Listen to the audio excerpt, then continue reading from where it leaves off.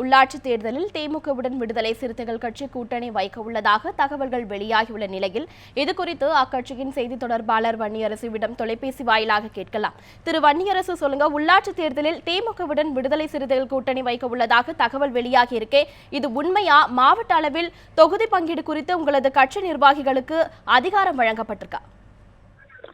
இது தவறான செய்தி. விடுதலை சிறுத்தைகள் மக்கள் நல கூட்டணியை உருவாக்கியதில் விடுதலை சிறுத்தைகளுடைய பங்குதான் முதன்மையான பங்கு. ஆகவே விடுதலை சிறுத்தைகள் மக்கள் நல கூட்டணியிலிருந்து விலகுவதாக என்று சொல்வது என்பது மிக தவறானது. இது உள்நோக்கத்தோடு பரப்பப்படும் செய்தி. முதலில் அது நாங்கள் மறுக்கிறோம். இரண்டாவது மாவட்ட அளவில் மாநில நிர்வாகிகள் கோவை மாவட்டத்திற்கு என்னை அங்கே இன்சார்ஜாக போட்டிருக்கிறாங்க. ஒவ்வொரு மாவட்டத்திற்கும் மாநில நிர்வாகிகளுடைய மேற்பார்வையோடு தேர்தலை நடத்துகிறோம். எல்லா இடங்களிலும் திருச்சி உட்பட பல இடங்களில் மக்கள் நல கூட்டணியினுடைய தொகுதி பங்கீடெல்லாம் முடித்து விட்டோம். நாளைக்கு இறுதி செய்கிறோம். திருச்சியில் ஏற்கனவே அறிவித்திருக்கிறோம், ஒரு பட்டியலை நாங்கள் அறிவித்திருக்கிறோம்.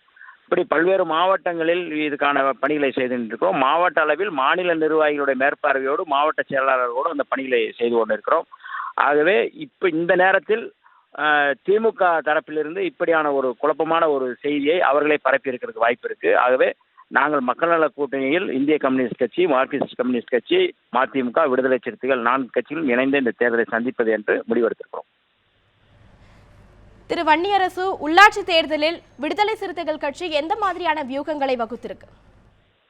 உள்ளாட்சி தேர்தலில் உள்ளூர் அளவில், அதாவது மக்களுடைய அடிப்படை தேவைகளை உள்ளூர் அளவில் எந்த அளவுக்கு பிரச்சனை இருக்கிறது என்பதை நாங்கள் ஆய்வு செய்து கொண்டிருக்கிறோம். குறிப்பாக தண்ணீர் பிரச்சனை இருக்கிற தமிழ்நாடு முழுக்க இந்த பிரச்சனை, தண்ணீர் பிரச்சனை அதிகமாக இருக்கிறது.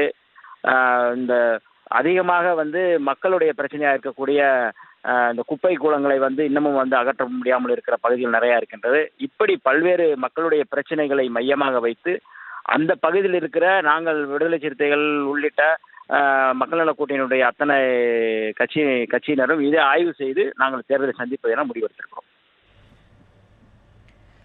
முழு வேட்பாளர் பட்டியல் எப்போது வெளியிடப்படும்? வன்னியரசு, நேற்றைக்கு எங்களுடைய தலைவர் இது குறித்து ஆலோசனை செய்து மக்கள் நல கூட்டணியில் மற்ற தலைவர்களுடன் பேசியிருக்கிறார்கள்.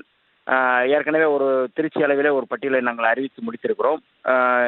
நாளை அல்லது நாளை மறுநாள் இதை இறுதி செய்யப்படும்.